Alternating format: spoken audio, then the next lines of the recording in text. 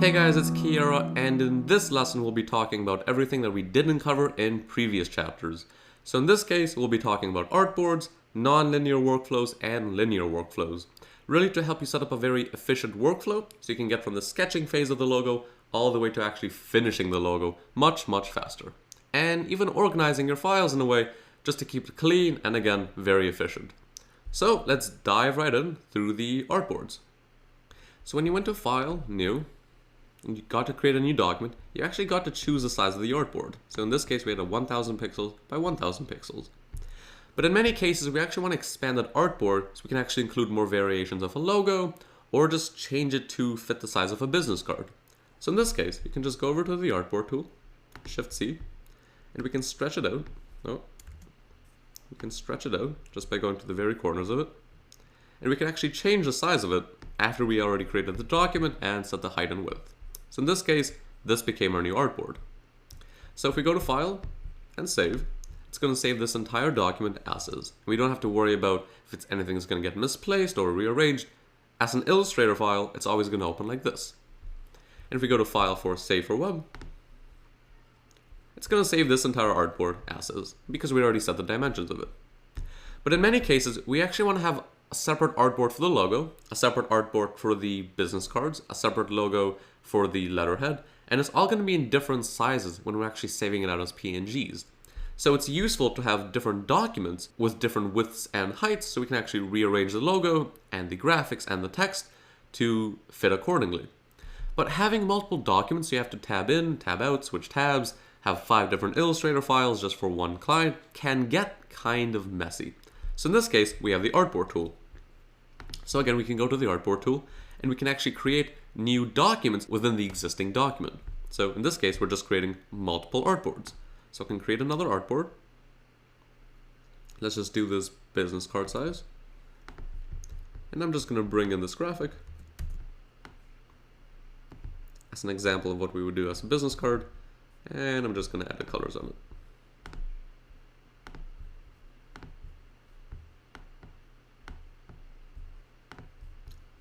Pretty cool. So now we have one artboard, let's say for the style guide, and one artboard just for the business card. And we can see that, again, there's a visible difference. But the advantage of actually doing this is that we can actually save them out at different times, and we can actually save out the entire thing as a PNG, as opposed to going to each separate document and saving it out as a PNG, because it's a much faster process. So if you click, for example, on this artboard, and you go to File, Save for Web, it's going to save only this artboard. And the exact same thing will apply if you click on this artboard, just tap it once, File, Save for Web, and it's going to save out this artboard separately. We don't have to create multiple documents just to do this. And we can save out the entire thing all at once just by going to Export. We can do PNG. We can select Use Artboards, All. We can even select the range if we wanted to. We can export this, let's say, to desktop. And then if we go to our desktop, after we wrote the PNG file, we can see that Illustrator created 2 files, PNG format, and is just what we wanted. So again, it's a big time saver just because if you're creating multiple business cards for different people and you have letterheads and you have all these different types of logo variations for smaller sizes, for larger sizes, black and white, text for different people, this is much faster to work with just because you don't have to create and keep hold of multiple documents, just because tabbing in and out, you're going to get confused really fast. And in this case, we can actually see the befores and after of the logo, and we can all keep it on one window. So it's very comfortable to work with. So let's just get rid of the artboard, because in this case, we don't want this logo variation. And now this will never get saved as a PNG, but it will remain in the Illustrator file. And we can just delete it. And we're good to start anew. So now let's briefly touch over gradients. Now in logos, you often want to keep away from gradients just because they're much harder to print and there might be inaccuracies most of the time if you're working with a poor printer or if you're only working with 2 colors, and gradients of course are going to produce multiple colors. Just if we want to do some translucency or just some quick shine on a logo, because I don't know what you would be creating, but it's helpful to know.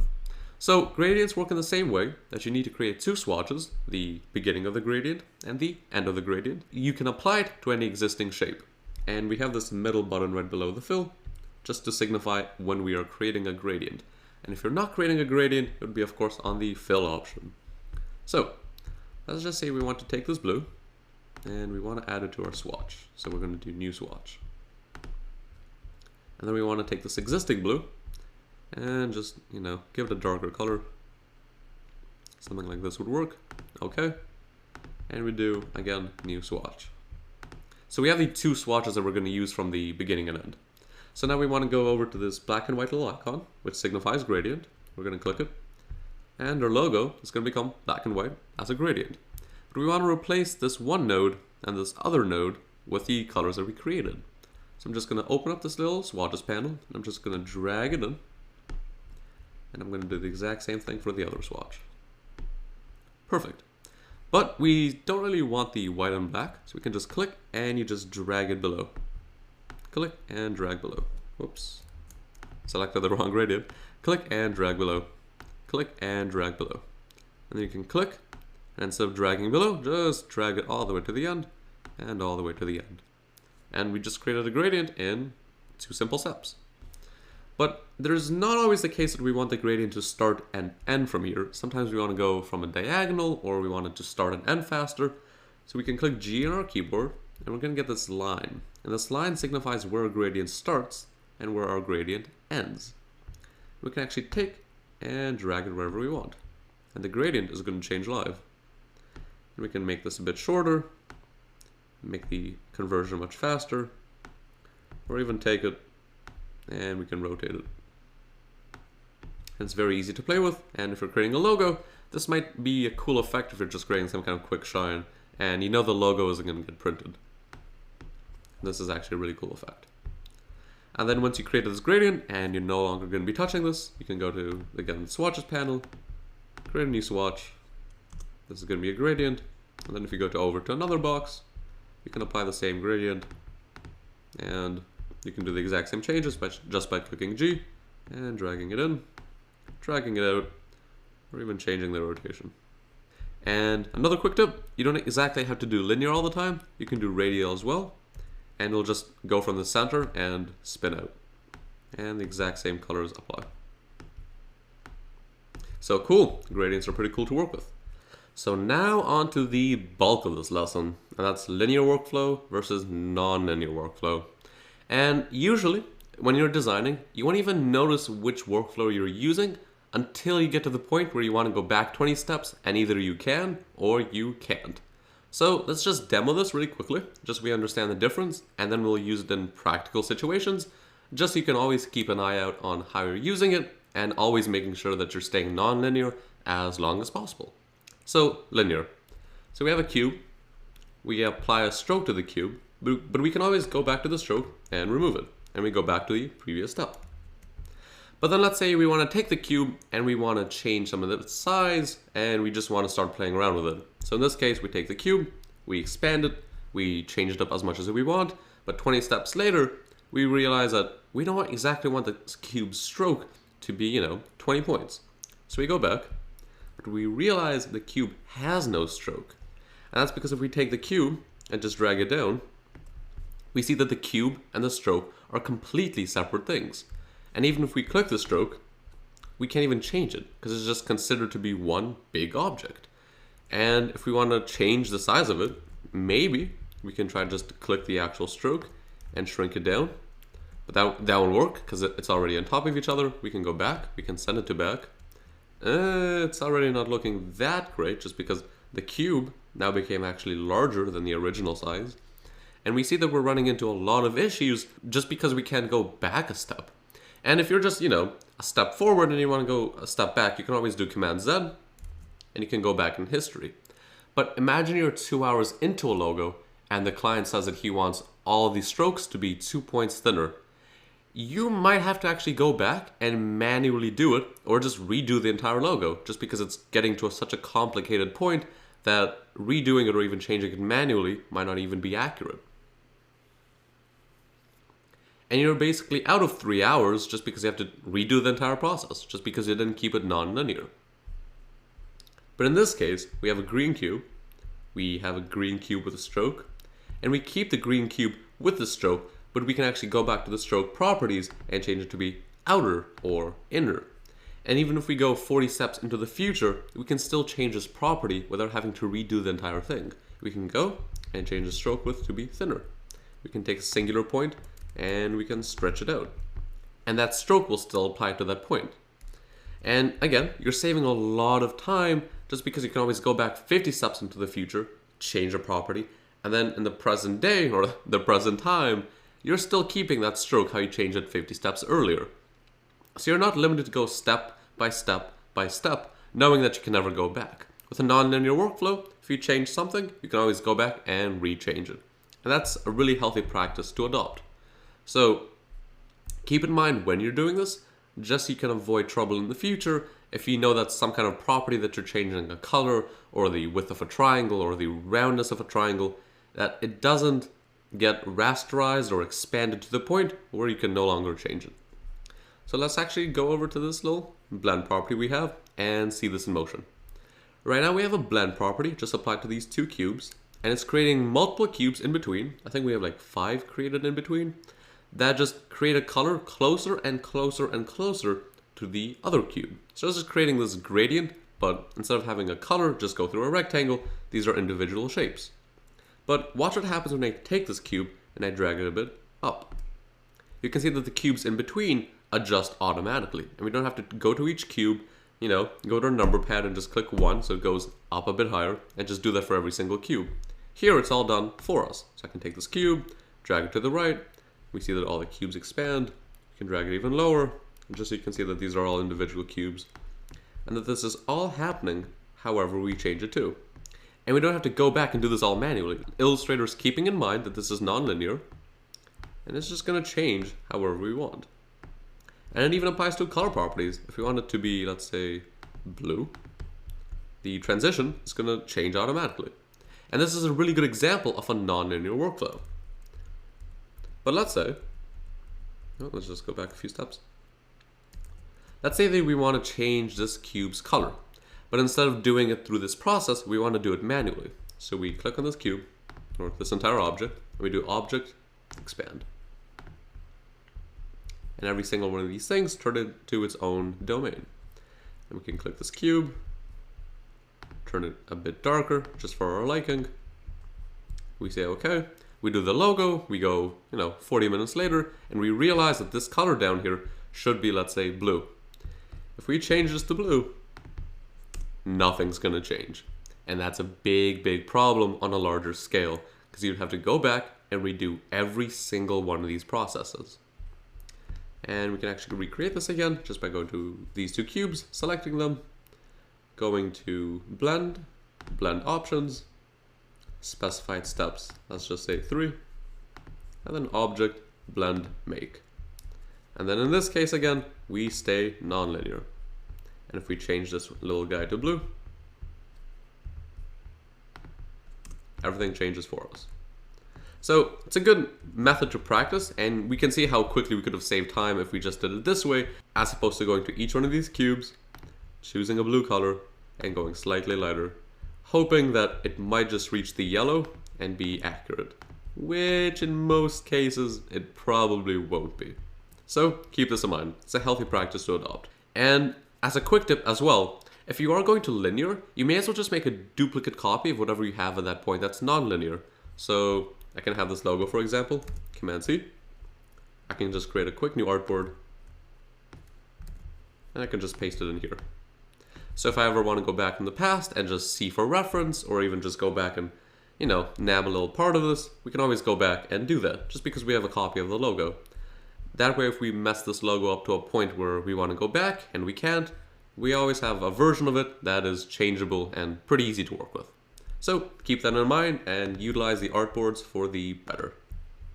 So now let's actually talk about fonts. Now we'll be talking about actually pairing a good font with your logo later on, but before that we actually need to know how to incorporate a font into Illustrator, because there are a lot of fonts that I may have that you may not have, and vice versa. And that's because Illustrator doesn't exactly come with pre-packaged fonts. It just uses whatever fonts you have in your system. And to get a font into Illustrator, you need to download a font into your system, and then Illustrator will read it from the system. And there's lots of free fonts to choose from. In fact, there's a lot of great ones out there as well. There are some paid ones and then we'll see how we can actually throw it into Illustrator and what we can do with it. So, my favorite site to begin with, to get any font, just to start off with, is the font. Whether you want to test some scripts, some sans serif, some serifs, this is a great place to get a starting point and a feel for what might look really good with your logo. So it's called the font. I'll link it down below. And we can just go to top fonts. And we can just scroll through to see what looks good. Doesn't look so good. Like this York white letter might not look too great with the logo. But something like lemon milk might. So again, take some research to find what you might like and what you might not like.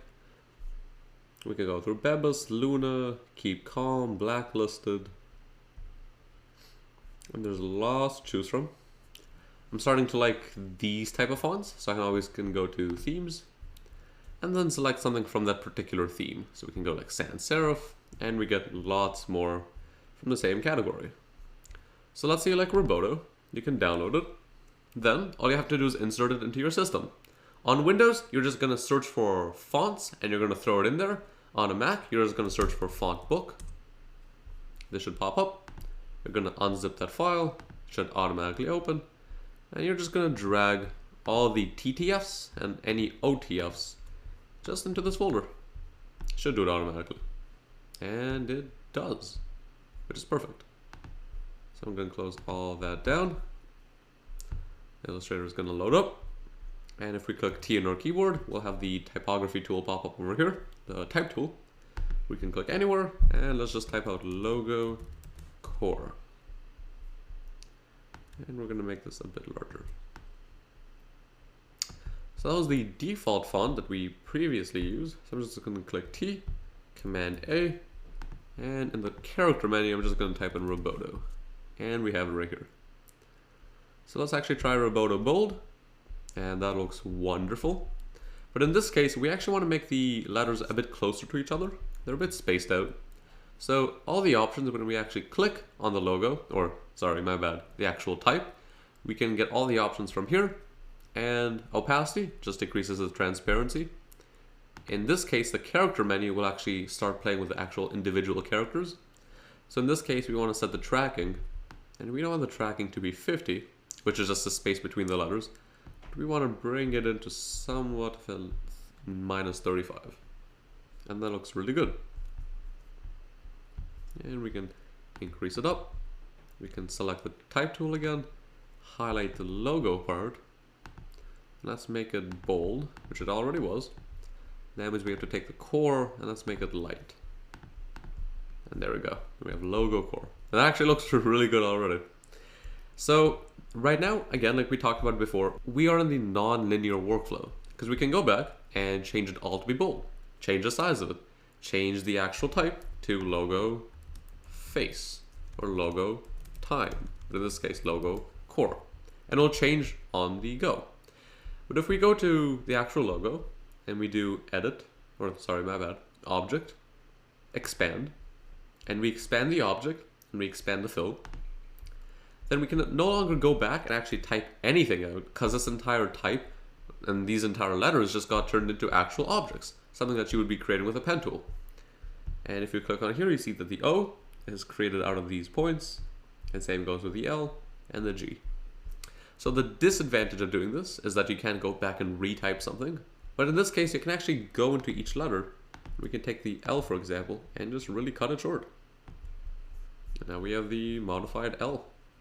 We can bring it in, and there we go. We have logo core with a different L that we just created.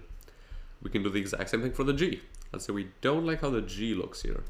Then we can bring it all the way in, and we can even round off the corners.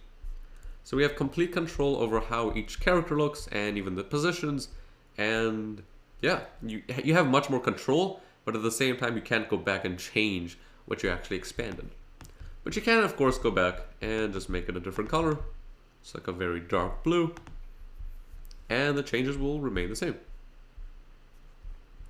So that's actually how you bring in a font. And there's also fonts on the font, but there's also some that you can buy on the creative market.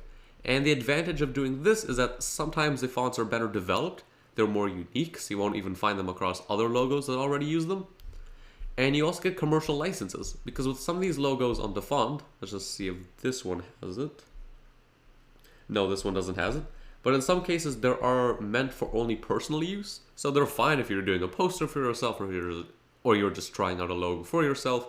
But if you're selling this to a commercial client with like a big budget, then you can't take some of these fonts and sell them to them, because you can only use them for personal use. While in the creative market, let's say you buy Hello Sunshine for $15, you own Hello Sunshine and you can use it for commercial purposes. Which, again, you can do with some fonts that are given out for free on Behance, DaFont, etc. And there is one more great tool that I use when I'm actually creating the logos. It's called Word Market. And what it does is that it loads up all the fonts that you already have in your system and just previews whatever word you type in here. So it saves you the time on Illustrator, because in Illustrator, let's just type out logo core again. On Illustrator, if you want to scroll through different font choices, you have to click on the logo. You get to choose one. You see that you don't like it, you have to choose another one. And that's how you would cycle through all these different logos. But Word Market, you can just type in logo core. And it's going to give you all the samples of logo core with all the fonts that you already have installed. So even Fat Frank looks really cool. We see that it's Fat Frank. We go back into here. We choose Fat Frank, free, and boom. We just change the character kerning to, let's say, 20. And that's it. So I'm just going to go back. I'm going to delete this. And I think I'm just going to leave this as a demo, just so we see that we can't exactly change the type on it anymore. Bring it in just a bit. And we're good. Save it out. Now let's fuse what we know about fonts and fuse that knowledge with the non-linear workflow idea. So here I have an example that I made. It's a graphic style. And if you notice that we're not exactly using different layers and different shapes to create this core. In fact, it's all done procedurally. If I type in logo, it'll change right on the fly into logo using the exact same style that we defined. And again, this is really useful just because we don't have to recreate this orange drop shadow for each individual character every time we decide to type out a new letter. Illustrator just does it for us. And it's a big time saver to do this, because even if we want to go 2 years in the future and we want to create a new set of styles and a new set of text for a client using this exact same palette of ideas, then we can just type out a new word and Illustrator will automatically convert it to this graphic style. But if we want to object, expand appearance, then we could no longer do that, because this entire object would just be a series of points and shapes. So we're going to avoid doing that, and we're just going to go back. So with this core idea, we're going to try to recreate this by ourselves just from scratch using the appearance panel. And the appearance panel is just something that controls the fill and stroke, but you can actually stack them like layers. So you can have more than one fill and more than one stroke. So I'm going to start off just by locking all these layers, just so we don't get the guidelines. I'm going to grab my type tool, and I'm going to type in core. So the first thing that we're going to do is I'm actually going to change the font to match the one above. I'm going to do Bubble Boy, and that should work. I'm going to try to keep this as non-linear as possible. So we have core. So now we're going to try to match this to this just by starting off with the fill. So we're going to go to Window, grab the appearance dock, and we're just going to make it a bit larger. So now the first thing we have to do is match as gradient. So we have something going from yellow to an orange. So down here, we're going to create a new fill. This fill is going to be a gradient. And in this case, we're going to click G. And we're going to make sure that it goes from yellow to orange top to bottom, as opposed to going left to right.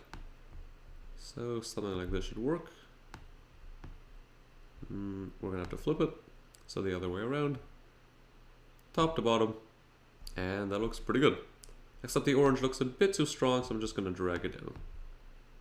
Make this a bit larger, and we have that nice gradient effect. Perfect. So now the next thing that we have to do is add that little stroke, but it goes from white to yellow, so we have to keep that in mind. So we're going to go to add new fill. Even though it is a stroke, we're going to utilize the fill option in this case. So it has to be right below. And we have to apply an effect to it so it kind of increases on the borders, so it creates a stroke effect without actually using the stroke. So I'm just going to go into the effects, and I'm going to go into Pathfinder. It's not going to be there. Stylize. We don't see anything about expanding a path. And in the path option, we have something called offset path. And if we preview it, we can see that a larger offset just kind of creates a stroke effect around the actual type. But we don't want it to be too bubbly. That's a play on the actual font name. But something about 2 points. I think 2 points will look good. We're going to click OK. And then we're going to have to change the actual gradient to be kind of yellowish. And we're going to have to do the exact same thing just by clicking G on our keyboard and making sure that the fill kind of starts off very whitish and then just dims into yellow. And this should look pretty good. So now, using the same idea, we're going to do the exact same thing, make a new fill, drag it all the way down, and we kind of want to make it orangey. We won't see anything, but in this case, we want to do the exact same offset path. So path, offset path, we're going to do 2, and then we need to do another transformation. It'll be in the transformation, and we're going to do transform. We're going to click preview again. And we're going to want to move it down to create that drop shadow illusion. We want it to be a drop shadow across the first fill and the second fill, which is why we did that offset path again. So we want to move it vertically. And we're actually going to have to redo that quickly. And here's actually why. When we did the actual fill part, we were just developing the graphic style, just in general, because we off-clicked on the actual core.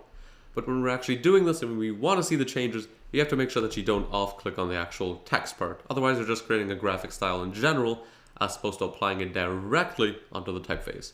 So I'm just going to quickly do that, just that I realized my own error right there. So I'm just going to do transform. Nope, not my bad. Actually, I have to do a new fill. So I'm just going to drag that all the way below. This fill is going to have a reddish color or even an orange. Same steps as before, offset path, 2 points. And then distort and transform. Transform. Preview.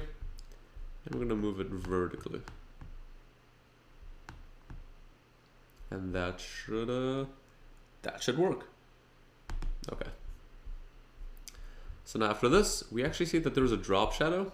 But in this case, on the fake drop shadow that we created, we're going to apply a drop shadow effect. So under stylize, drop shadow, preview, and your computer might get a bit slow here, but as long as you don't change too many options, nothing should crash. We want a 0x offset because we don't want to move it left or right. And then for the Y offset, we're just going to bring it in a bit and change the blur to around 3. And we're going to make it a dark blue. Perfect, okay. And now after all this, we're going to create a general stroke to go around the entire object. So instead of clicking this fill option, we're going to click the stroke option. Drag it all the way below. Even though my computer is getting a bit slow now with the drop shadow effect applied. And for the stroke, I'm just going to increase this value.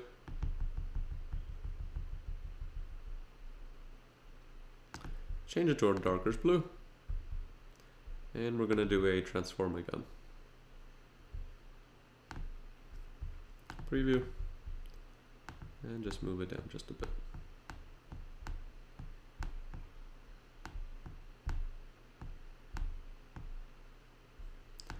Perfecto. And the only thing that we're missing now is that on this copy, we have a little white outline going on the bottom. And that shouldn't be too much of a problem. It just has to be right above the actual current fill that we have. And it should be right above the stroke. So I'm just going to create a new fill. We're going to make it white. If we drag it right here, we see that we have no changes. Oh, my bad. Again, we off-clicked the logo, so we have to do that little part again. New fill. Let's make it white. Let's do a slight transform. So distort and transform, transform. Again, let's bring it up just a bit vertically. We have to make sure that we preview what we're doing. So about -1 should create the effect. And let's just drag it below the stroke. See that there are no changes. Drag it below the fill. And see that we have this slight little white outline starting to pop up. And it looks great. And we pretty much mimicked it to the point that we want, except I still don't like that there's a little hole here. And that just means we have to increase the stroke just a bit more. So we're just going to do 34 points, 35, 36, 36. Looks good. And even this should kind of go away at this point. So let's do 37, 38. All right, 38 looks good. And that's that. Now the only thing we have to do from this point is actually put it on this little curve. And I didn't do the original idea of typing it on a path, because in that case all our letters would be slanted upwards, but we want to kind of slant them to the right just a bit. And I'm going to introduce the warp effect just after I dim the color here. Perfect. So because we are in a non-linear workflow as per usual, we can actually utilize the options to actually modify it and warp it and distort it, because we can still go back and change it at a later point. So I'm going to click the core, going to go to effect, warp, and we can start playing around with the options. And in this case, I don't want to do an arc, but I want to do a rise. I want to kind of ease in the effect.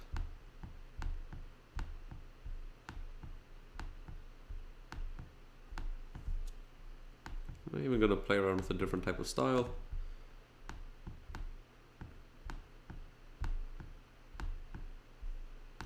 And that looks pretty good. And now we have core written out in a slightly different way, but we see that we have the effect applied, and now we have to keep in mind that now we have a whole graphic style applied, and then we have the warp rise added as well. And no matter what we change it to, logo or core like we had before, or even the word happy, even doesn't matter what length it is, it's always going to apply this same exact graphic style. And it's important to do this because it really teaches you how to use this non-linear workflow. Because you can imagine that doing this manually, taking the core, expanding it, doing the little numpad thing and bringing it 10 points down, changing the color of it, and then doing the exact same thing for the fill, could take you a couple of years to finish, to be completely honest. So remember, use the non-linear workflow, abuse and abuse, and you'll be able to create your logos much faster. And if the client ever says that he wants to change everything to a light pink hue or a light blue hue, you can do that within a heartbeat. And before you actually jump into creating a logo, let's actually go over 2 quick tips, just so you're prepared to actually overcome any issues that you might have that I didn't discuss previously. So, if your logo utilizes a lot of strokes and a lot of effects, then if you're trying to scale your logo up or down, you want to make sure that that stroke retains proportionally to the actual scale of the object. So if your logo was designed on 1000 pixels by 1000 pixels and you use a 22 stroke, then you want that stroke to scale if you suddenly scale down your entire logo. So let's say we take this rectangle and it uses a 10-point stroke. If we scale this rectangle up, the stroke is going to scale with it. And that's because in Illustrator I have the preference turned on for scale strokes and effects. But if we turn this off, then if we take this rectangle that has let's just round it to 40-point stroke, and we scale all the way down, then it will retain its stroke size and it's not going to scale down proportionally. So keep this in mind when you're creating a logo, just because you might run into this issue, and it's important to set your preferences right. And one more thing, when you're developing any type of logo, it's important to have guides set up. So if you're developing a logo that uses a lot of verticality and you want to make sure that everything's properly aligned, you can always go to View, Guides, make sure that your guides aren't hidden, Rulers, enable rulers, and then just drag out rulers from here. And we can test if everything is proportionally lining up. But in some cases, you can actually have rulers going on a diagonal, so you have to make one as a guide. So in this case, we can just go to the pen tool, and let's just draw out a line. Let's kind of match it up on this ramp that we have going on. I'm actually going to give it a stroke just for now, just so I see what I'm changing. Let's just bring it up right here and bring this just a bit down. And then we can right click and do make guides. And now that we see our logo is on a separate guide, that's a bit slanted. So use that to your advantage and to proof your logo so your client doesn't see any mistakes 2 years into the future and you avoid an embarrassing email. So you should be good to go, and I'll see you in the next lesson.